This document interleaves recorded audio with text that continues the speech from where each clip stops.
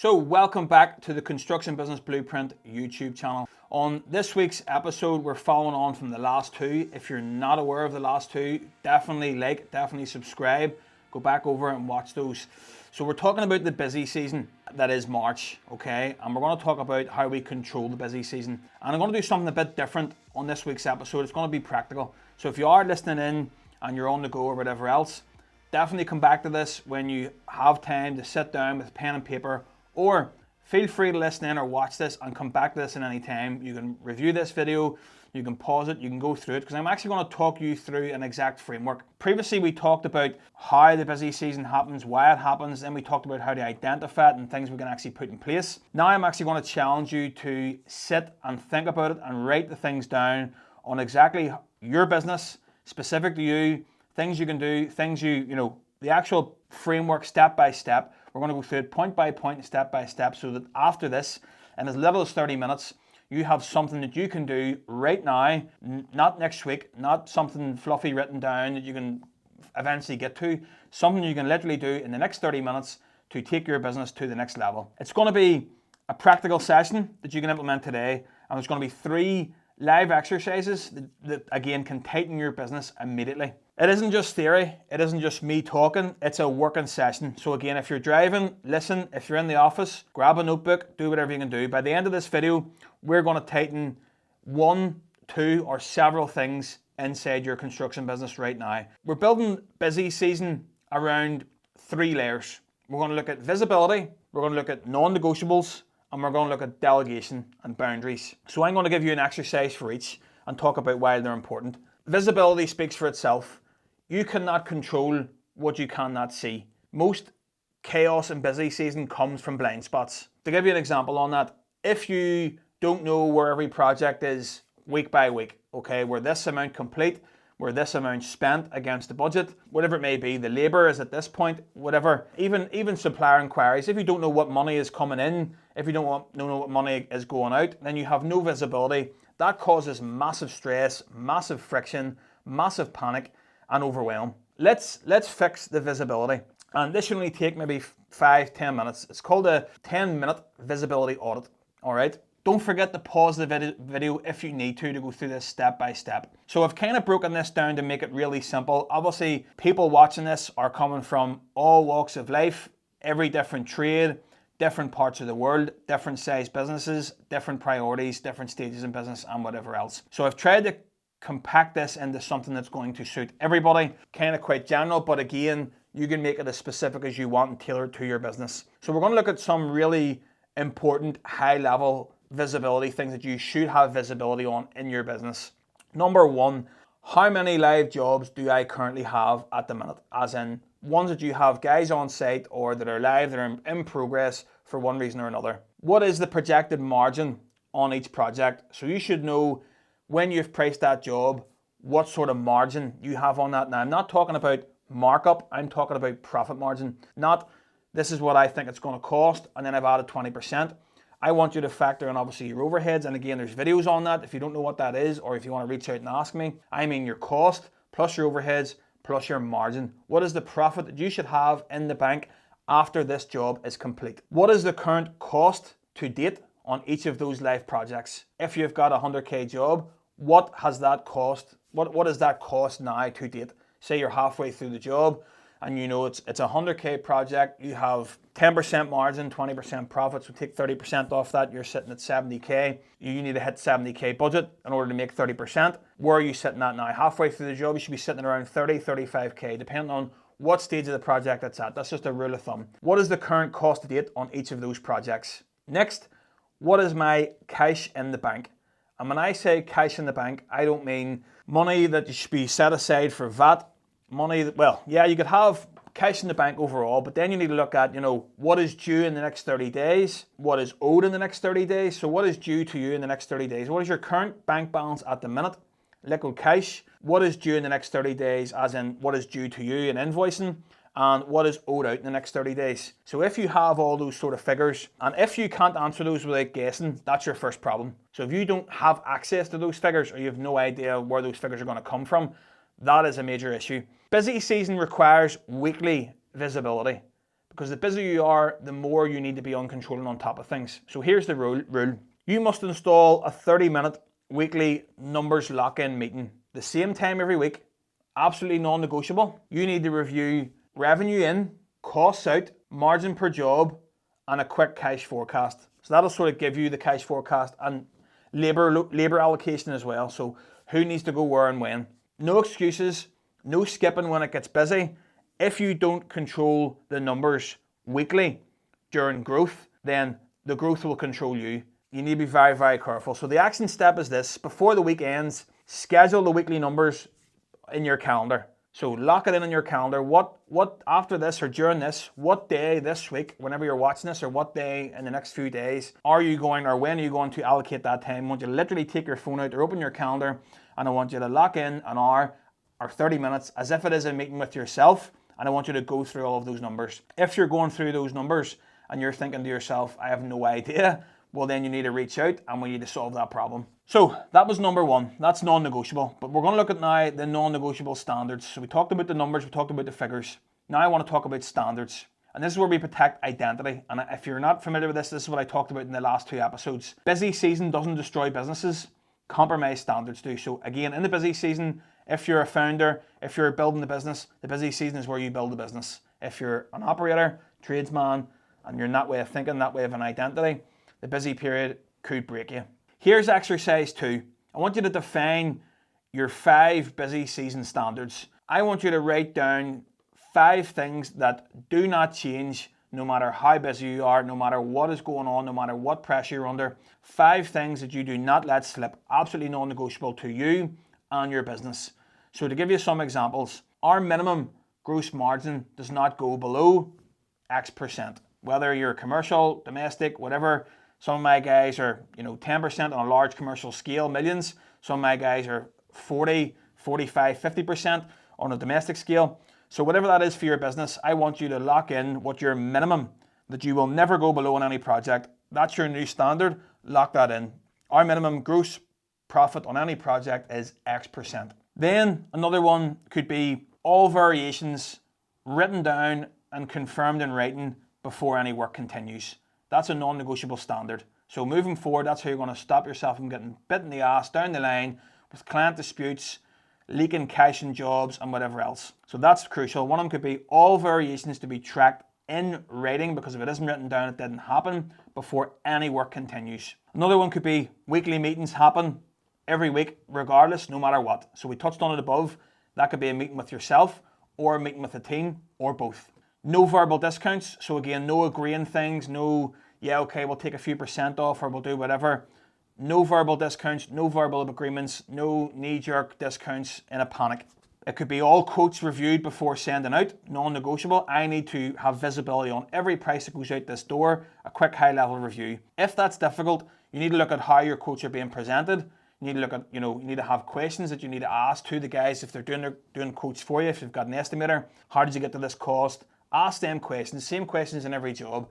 Review the scope, review the spec, get them to highlight things and get them to present that to you.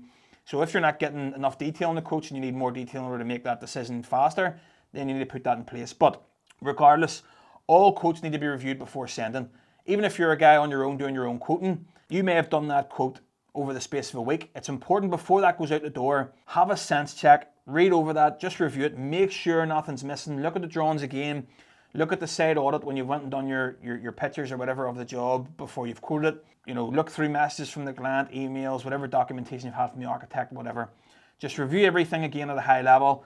Make sure you've got everything included before it goes out the door. That could be a non-negotiable. Site quality checklist completed weekly. That could be another one. So making sure that you get a progress update or a quality update or sign-off sheets from the guys every week or at every job. That could be a non-negotiable. If you're somebody who has felt pain on not knowing where jobs are at the end of the week, not being able to have visibility on sites unless you're physically there, this is something that your team can implement. Getting the team to send you photographs of jobs complete on a daily basis, maybe just send you a text on here's an update on where we are.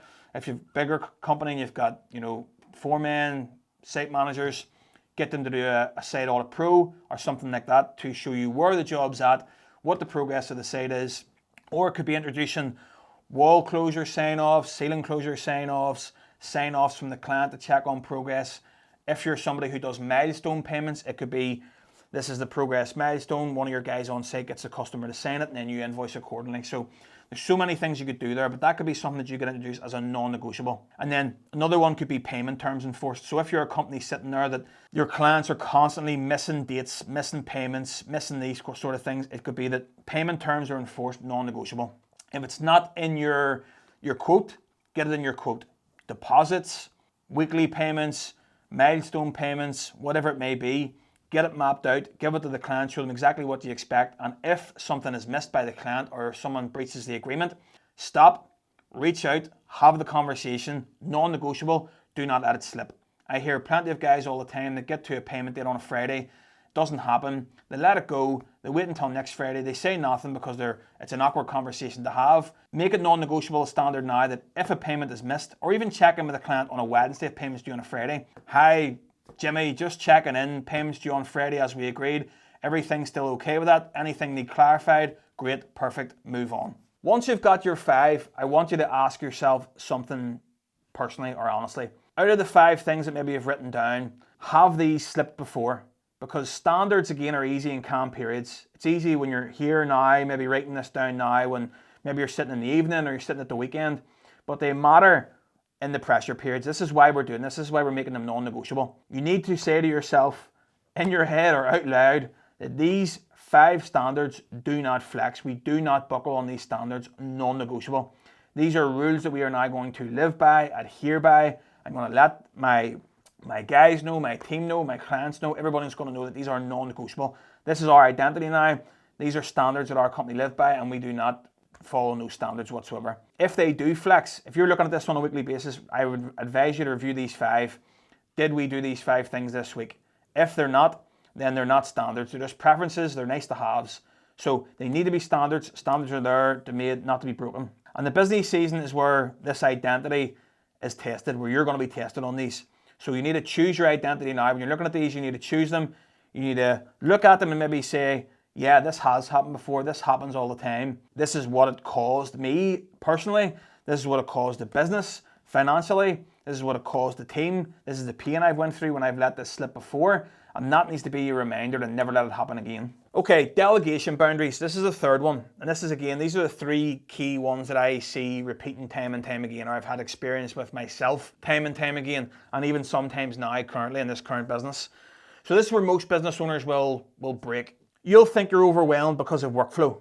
Okay, there's too much work, I'm overwhelmed. But you're overwhelmed because everything still runs through you and relies on you. That's why. We're going to fix that right now. This is the only I list, you could call it. And I want you to draw 2 columns. Okay, I want you, on the left column, I want you to write, only I can do. And on the right column, I want you to say, somebody else could do. Okay, and I want you to be honest. I'll give you some examples of things that only you can do might be. So it might be final price and approval. It could be submitting invoices. It could be doing the wages. It could be strategic planning. In other words, reviewing what projects we're going to price, what clients we're going to work with. It could be client negotiations on costs for things. It could be contract negotiations. It could be hiring decisions, firing decisions, whatever it may be. There are some things that you may be an example of a business owner at a higher level who decides these are founder things that only I can control. They should be really decision-making activities, not physical activities. They should be what decision needs to be made, who can make this, only I can make this because it dictates the trajectory or where we're going in business.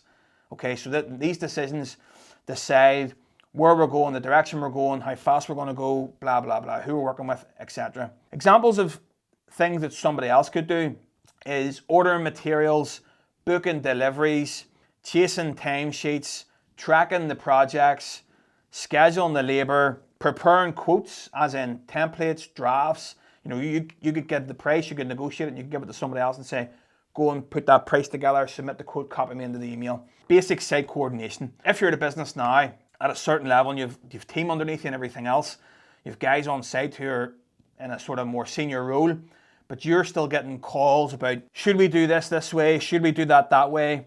what I call site-related issues. Those things, the phone should still be ringing about. If you have guys in place to deal with that, then that needs to be delegated. Somebody needs to be taking ownership and making those decisions. You know, I've had this conversation several times before where business owners are getting the same calls from the same people all the time. Guys who they deem to be in charge, senior guys, managers, whatever it may be. And they're ringing them about site-related stuff, real site-related basic things. These guys do have the knowledge, they have the experience, but they struggle to make the decision. And I would often say to my guys, the phone constantly rings, stop answering the phone. And for you, that may seem mental. That's crazy. Don't answer the phone. How will they ever know? They know the answer to the question that they're asking. We're looking at doing this. Do you think we should finish it like this or finish it like that? They know the answer to that question. They've been working for you for long enough.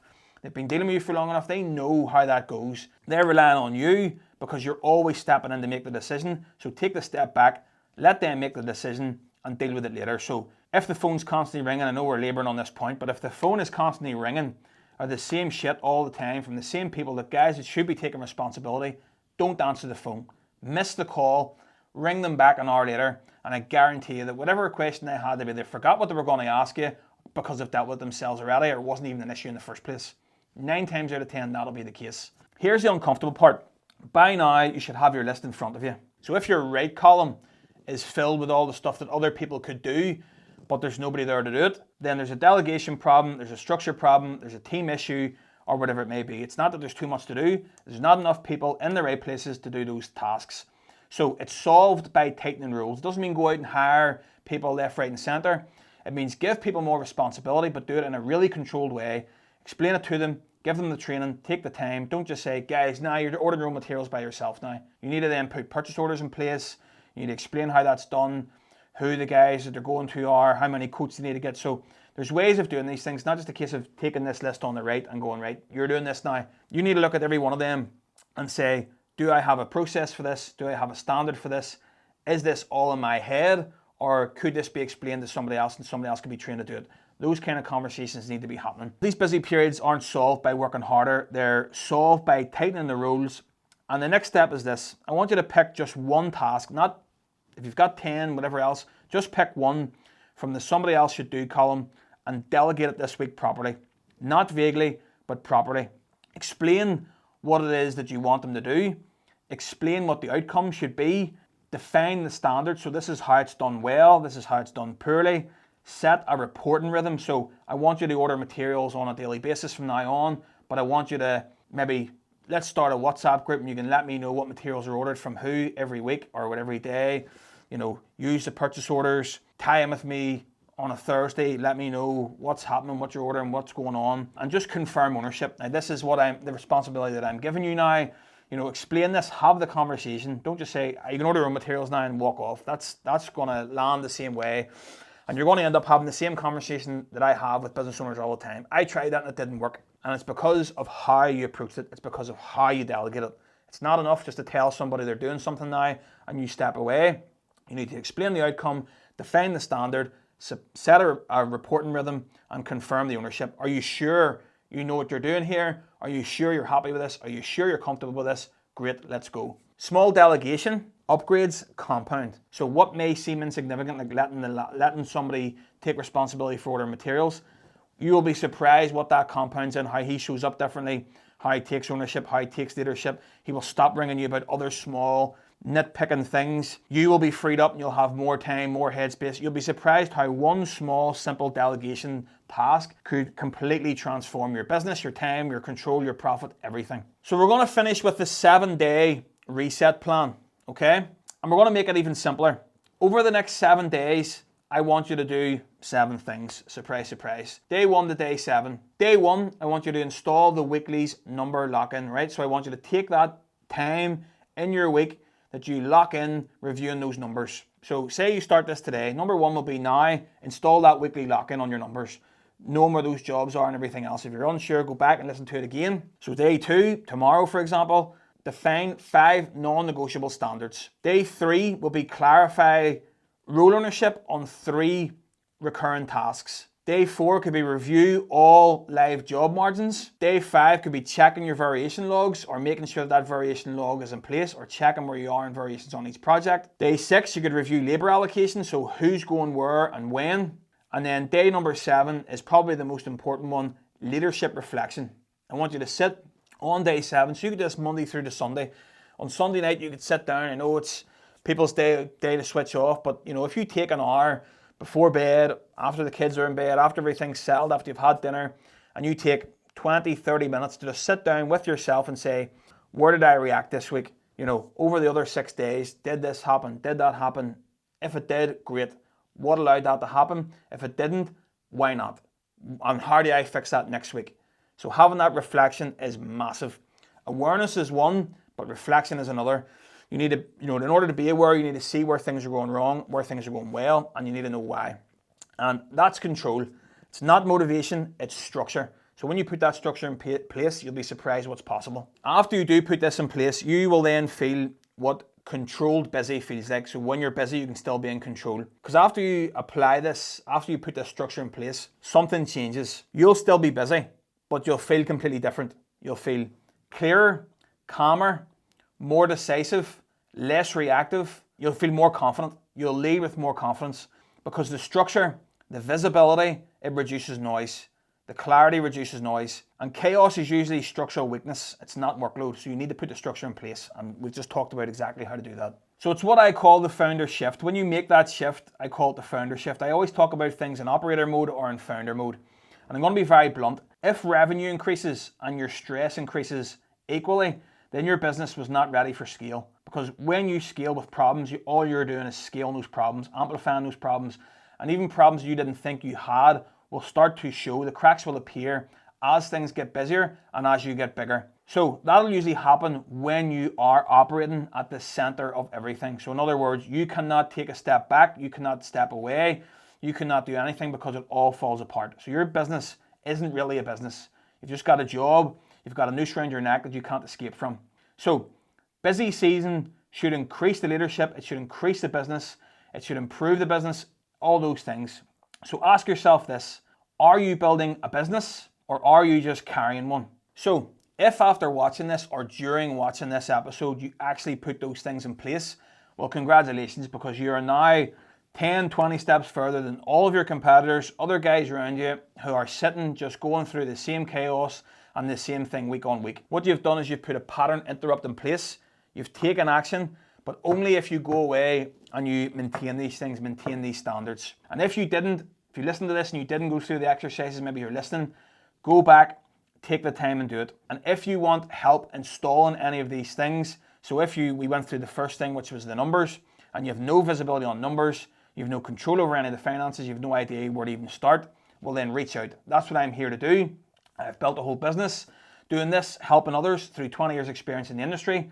We help clients do this on a daily basis with massive results. Just go and check out the results on our pages and you'll see for yourself. So look, if you need help, don't sit there, don't listen to this and think that's great, but how does that impact me or how do I do this? Reach out, take action, and let's get it done.